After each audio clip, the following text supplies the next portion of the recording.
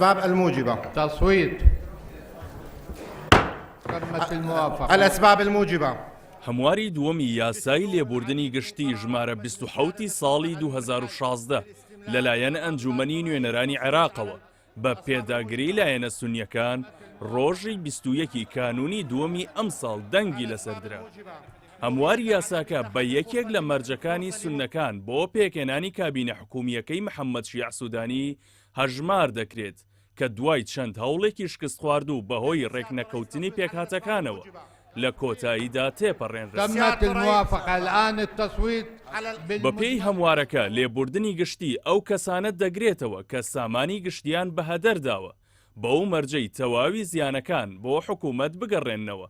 هەروەها دۆسیەکانی سزادراوانی تایبەت ئەگەر لەلایەن خاوەن مافەوە بە شێوەیەکی ڕوون ببەخشرێن ئەوە بەر لێبوردنە گشتیەکە دەکەون. لە یاساکەدا سزادراوانی پەیوەست بە دۆسیەکانی کوشتن و تیرۆر و بازرگانی بە مادەی هۆشبەر و جەستەی مرۆڤ و دزینی شوێنەوار و چەند دۆسیەیەکی دیکەی ڕەوشتی جیاکراونەتەوە و بەر لێبوردنەکە ناکەون. شیکەرەوە یاساییەکان دەڵێن سەرڕای ئەوەی هەموارەکە سزادراوانی دۆسیەی تیرۆر ناگرێتەوە بەڵام ڕێگەیان پێدەدات جارێکی دیکە داوای دووبارەکردنەوەی دادگاییکردنیان بکەن بەوەیش دەرگای ئازادکردن یاخود کەمکردنەوەی سزا لە بەردەمیاندا دەکرێتەوە. وتحمي أمنها القومي. سەجاد سالم ئەندامی سربەخۆ لە ئەنجومەنی نوێنەرانی عێراق ئاماژەی بەوە کردووە یاساکە تێوەگلاوانی دۆسیەی دزی سەدەت دەگرێتەوە لە سەرووی هەمووشیانەوە. نور زوهەیر کە بە دزینی 2 ملیار و 500 ملیۆن دۆلار تۆمەتباری سەرەکی دۆسیەکەیە. هەروەها سزادراوانی پەیوەست بە تشرینیەکانیش دەگرێتەوە. وقانون العفو العام.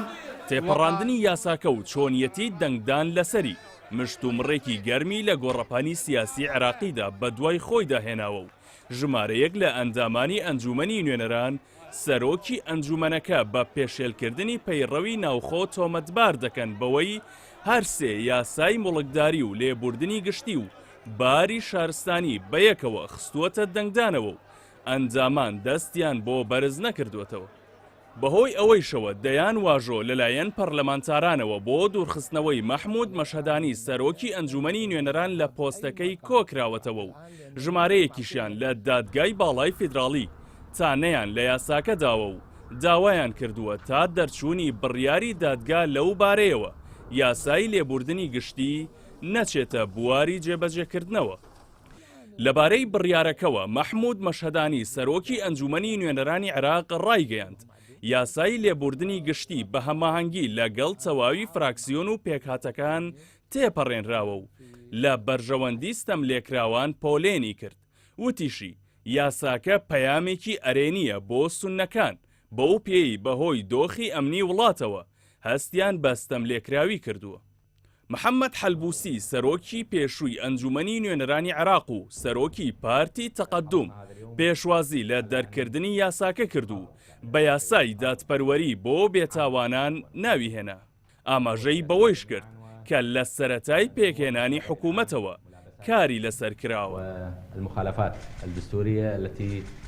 عێراق لە دوای ڕووخانی بەعسەوە لە 2003 دووجار یاسای لێبوردنی گشتی دەرکردووە. یەکەمیان یاسایی ژمارە 19 ساڵی 2008 و دووەمیشیان یاسایی ژمارە 27 ساڵی 2016 بووە. بەڵام هەمواری دووەمی کۆتا یاسا ناکۆکی لە نێوان پشتیوانان و دژەکانیدا دروست کردووە لەوەی بە بەرژەوەندی نیشتیمانی هەژمار بکرێت یاخود بە مەترسی لەسەر دادگەری و بەرەنگاربوونەوەی گەندەڵی ناو ببرێت. الأسباب الموجبة بغية عدم إتاحة الفرصة لمرتكب الجرائم الإرهابية والجرائم المنظمة لخطف